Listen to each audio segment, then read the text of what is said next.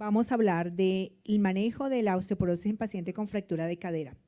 El objetivo es dar herramientas de tratamiento basadas en la evidencia, disminuir la incertidumbre ante la abundancia de información y desinformación al respecto del manejo de la osteoporosis, sobre todo que el paciente y los hijos ya llegan leídos y lo saben todo y más bien vienen a discutir con nosotros el manejo y brindar herramientas para un óptimo manejo del paciente con osteoporosis.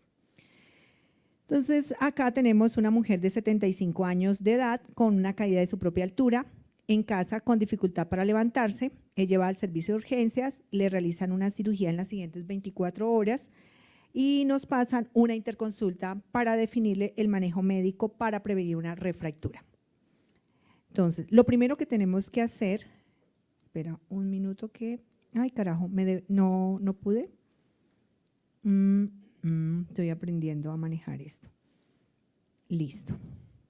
Entonces, lo primero que tenemos que hacer es la construcción de una historia clínica completa y la revisión de factores de riesgo. Existen muchos factores de riesgo para deterioro de la masa ósea, muchos factores de riesgo para caídas, muchos factores de riesgo para alteración de la arquitectura de la masa ósea. Y entonces la edad es el factor de riesgo considerable. Ser mujer incrementa 3 veces comparativamente con respecto al hombre.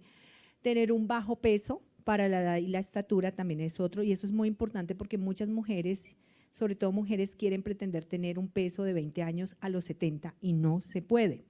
La historia previa de fracturas por fragilidad, la historia de cadera, la historia de fracturas de caderas en los padres, la historia de caídas, la menopausa precoz o la exposición muy corta a estrógenos, el hipogonadismo no tratado con respecto al hombre, porque las mujeres desafortunadamente no podemos tratarlas siempre, la pobre función neuromuscular, la ingesta de alcohol, la inmovilización prolongada, el uso de múltiples medicamentos que deterioran la masa ósea, la insuficiencia dietaria de calcio y vitamina D, la anorexia nerviosa, la depresión, medicamentos. Y también la pobre visión, sarcopenia, malnutrición, entre otros. Pero no todos los podemos corregir. Y la idea de hacer una evaluación de la historia clínica completa y detallada es mirar qué podemos corregir a corto y mediano plazo. Con eso logramos una mejoría de desenlaces y damos un manejo integral. Podemos prevenir la deficiencia dietaria de calcio, podemos mejorarla, podemos también mejorar la deficiencia de vitamina D, podemos corregir la hipercalciuria, la polifarmacia también debemos empezar a reducirla, el bajo peso, la malnutrición proteica, la sarcopenia también se puede trabajar en ello, el tabaquismo, el alcoholismo, el sedentarismo, el riesgo de caída y la calidad ósea. Todo eso lo podemos en mediano plazo estar interviniendo. Entonces, vamos a mirar con qué herramientas. La primera herramienta es los lácteos, pero hoy día tenemos mucha incertidumbre si realmente los lácteos son beneficiosos, si el ser humano los necesita, si somos unos mamíferos que necesitamos seguir en la vejez consumiendo lácteos. Y ahora que tenemos muchas bebidas vegetales, pues no es la primera línea de manejo para muchos pacientes o no quieren o tienen muchas aprehensiones. Entonces, recordar que los productos lácteos son una buena fuente de calcio, de proteínas y de otros nutrientes que son importantes para la salud de los huesos. El calcio es esencial para el desarrollo y mantenimiento de huesos fuertes y las proteínas ayudan a promover el crecimiento y reparación de los huesos. Eso es lo que dice mucha literatura, pero es realmente cierto. Si nosotros prescribimos lácteos, queso, yogur y leche de origen animal, ¿vamos a mejorar la masa ósea? Pues hoy día tenemos mucha evidencia para, obviamente con una calidad intermedia, donde los lácteos podrían ayudar a la mejoría de la masa ósea. Entonces aquí tenemos, este es una metaanálisis que fue publicado en el 2020, donde muestra que 200 gramos de consumo de lácteos y leche pueden disminuir entre un 22 a 37% el riesgo de osteoporosis. Entonces, después de estudios, y acá en el mismo estudio pues vemos los diferentes, unos que no muestran beneficio, otros estudios que no muestran mejoría, pero la mayoría son neutrales, donde realmente al final pues no es muy claro si mantenernos por encima, este es con respecto a la leche pura y el riesgo de fractura de cadera. donde prácticamente en este estudio el consumo de leche en este análisis no demostró beneficio, pero tampoco muestra daño. En este metaanálisis se muestra que el yogur y el queso nos puede mejorar el riesgo de fractura en este metaanálisis, sobre todo el consumo de yogur. Puede disminuir entre un 10 a 15% el riesgo de fractura de cadera, pero no vimos un beneficio neutral con respecto al queso para disminución de fractura de cadera. Estamos hablando de desenlace muy fuerte, fractura de cadera. Este es otro tomado en estudios de cohortes, que el consumo total de lácteos al día tiene un efecto neutral en la prevención de fractura de cadera. Sin embargo, aquí vemos que algunos sí pueden mejorar. Aquí volvemos, algunos estudios, por ejemplo el de Sani, pueden mostrar beneficio. Este es otro, que 200 gramos de leche, consumo en peso de leche, nos puede disminuir el riesgo de fractura. Pero cuando se consume demasiada leche, pues no se ve un beneficio. Pero 200 gramos de leche, eso equivale a un vaso de leche, nos puede disminuir el riesgo de fractura de cadera. El consumo en estudios de cohorte, el consumo de leche, no se vio este beneficio. Sin embargo, tenemos estudios a favor, que son escasos, 3, estudios neutrales, la mayoría, y estudios en contra, 2. En total, el beneficio es neutral en el consumo de leche para prevención de fractura de cadera en estudios de cohorte. Estos son estudios de casos y controles y cross-seccional, donde vemos que sí hay un beneficio en la prevención de fractura de cadera. ¿Sí? Entonces, en conclusión, los lácteos pueden ser beneficiosos para disminuir fractura de cadera y sobre todo el consumo de yogur. Ahora, en adultos mayores, este es un metaanálisis gigante publicado en JAMA 2017, donde si yo a un adulto mayor X sin osteoporosis le doy suplementación de calcio y vitamina D, ¿le prevengo algún desenlace óseo? No. En estos estudios no se ve un beneficio ni a favor ni en contra de suplementar un paciente con calcio y vitamina D. Entonces, esos pacientes que vienen tomando calcios que le trajeron de los Estados Unidos, que se los consiguieron acá, allí, realmente no hay un franco beneficio, no hay un franco beneficio de que esté tomando suplementación de calcio y vitamina D. Hay que tenerlo en cuenta que esto es en paciente que vive en la comunidad aparentemente sano, sin ningún diagnóstico de osteoporosis. Ahora, ¿qué pasa si yo suplemento calcio con y sin vitamina D en paciente con diagnóstico de osteoporosis? Ese es el estudio de Bolan. Bolan es uno de los mayores detractores de la suplementación de calcio y vitamina D. Sin embargo, su metaanálisis publicado en el 2018 demuestra que si yo trato 1000 pacientes con osteoporosis y le doy suplementación de calcio con vitamina D, disminuyo 55 fracturas totales, de las cuales 30 son de cadera y 36 no de cadera, con principalmente eventos adversos gastrointestinales, ¿sí? Que es una de las cosas que le temen los pacientes. Me da estreñimiento, me da gastritis. Entonces, en este caso, entonces sí se ve un beneficio en el paciente que tiene osteoporosis y tiene deterioro de la masa ósea, la suplementación de calcio con vitamina D. Aquí tenemos otro con 36,000 pacientes, disminuimos 54 fracturas, de las 14 son cadera por 1000 pacientes tratados. O sea, es un desenlace modesto, con eventos sobre todo de tipo gastrointestinal. ¿Cómo podemos disminuir los eventos gastrointestinales? Suplementando con carbonato de calcio con comidas.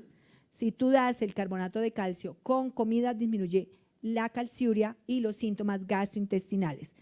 Y el citrato de calcio también es otra opción. Sin embargo, la absorción del citrato de calcio puede ser menor porque es una sal que tiene el 20% de absorción, el carbonato 40%. Ahora, Es correcto, si yo tengo un paciente con osteoporosis, sobre todo con fractura de cadera, decirle que coma una dieta rica en proteínas. Entonces, también tenemos el estudio, un metaanálisis publicado en el 2019, que demuestra la mayoría de estudios pueden ser neutrales, sin embargo, otros tanto de estudios pueden ser beneficiosos, donde el consumo más de 0,8 gramos por kilo de peso de paciente de proteína fuerte de origen animal me disminuye el riesgo de fractura entre alrededor del 12 al 30%. Entonces, es sensato decirle a un paciente que consuma una dieta rica en proteínas. Ahora, si mi paciente es vegano, odia las carnes, está en una dieta alcalina, ¿es correcto informarle al paciente que el veganismo incrementa el riesgo de fractura? Sí. Hay un estudio, el estudio de Pitt, con más de 500,000 personas, compararon muchos tipos de dieta en muchas poblaciones, la mayor, hombres y mujeres, demuestran generar que la mujer vegana tiene 25 veces más riesgo de fractura, no estoy hablando de osteoporosis, de fractura, de fragilidad, y el hombre vegano 6 veces más riesgo de fractura de fragilidad. Y como estamos hablando de caderas, vemos que el odds ratio para presentar fracturas, o el riesgo relativo, perdona, en este caso, 2,31 veces más riesgo de fractura de cadera si hay veganismo, comparado a no, o sea, un riesgo de 1 para los que son consumidores de carne, pescado, y los vegetarianos y los veganos se incrementan ostensiblemente el riesgo. Entonces, obviamente que las mujeres son más proclives. Ahora, ¿es correcto suplementar vitamina D en un paciente que tiene osteoporosis y sobre todo fractura de cadera? Hoy día que tenemos que prácticamente la vitamina D se ha encontrado que tiene beneficios muy modestos y sobre todo en la población general. En este metaanálisis publicado en el 2022 se encuentra que los pacientes deficientes en vitamina D por debajo de 20 nanogramos por decilitro, la suplementación de vitamina D disminuye el riesgo de caídas y puede tener beneficios neutros en fractura y algún tipo de fractura de fragilidad. Entonces, por ahora sí seguimos encontrando beneficios en la suplementación de vitamina D como colecalciferol. De recomendarle ejercicio a un paciente con osteoporosis o adulto mayor puede prevenir un desenlace en fracturas, sí. Los pacientes adultos mayores que realizan ejercicio se caen menos, ostensiblemente menos, alrededor de del 18 al 30%. Entonces, debemos seguir recomendando ejercicio para pacientes para prevenir osteoporosis, enfocados en balance, equilibrio, entre otros, fortalecimiento muscular. También en este metaanálisis se encuentra que los pacientes que hacen ejercicio se fracturan menos. Tenemos beneficios entre el 30 al 70% en desenlace en fracturas. Entonces debemos seguirle recomendando.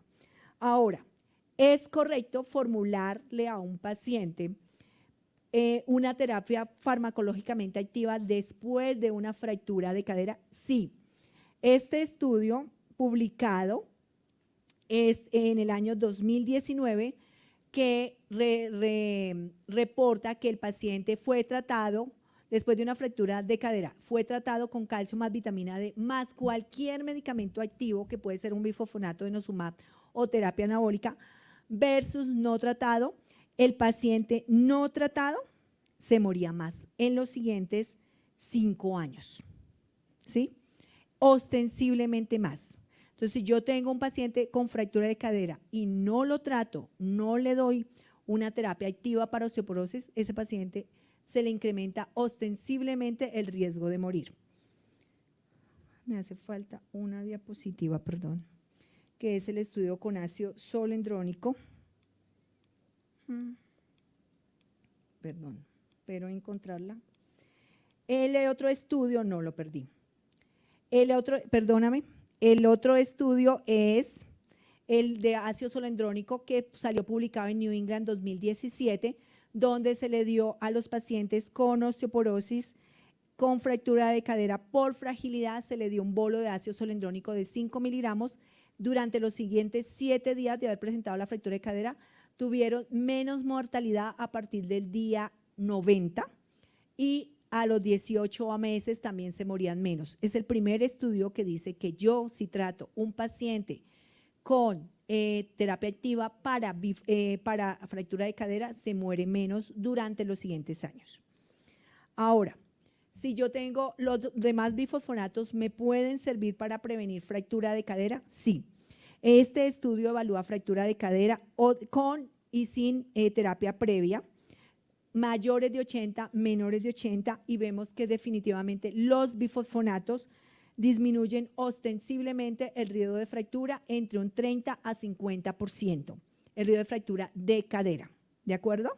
Sin contar los otros beneficios. Ahora, los bifosfonatos orales, alendronato, risperonato, ¿sirven? También sirven.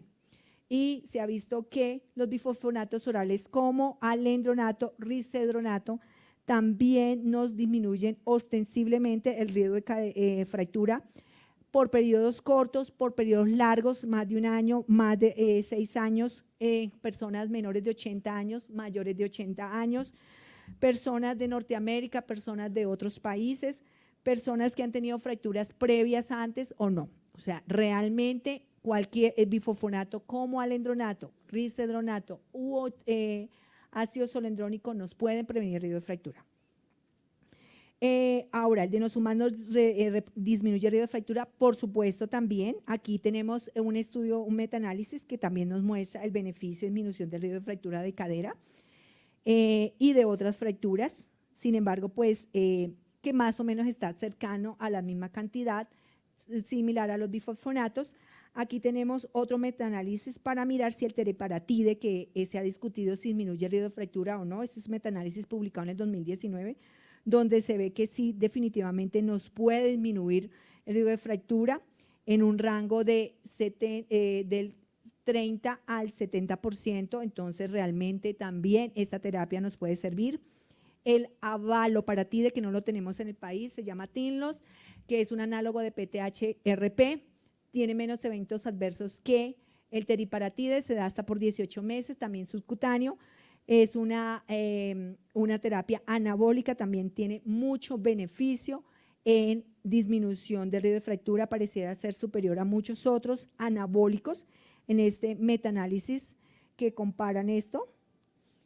Y tenemos también el romosozumab, donde nos muestra que también nos puede beneficiar en el riesgo de fractura.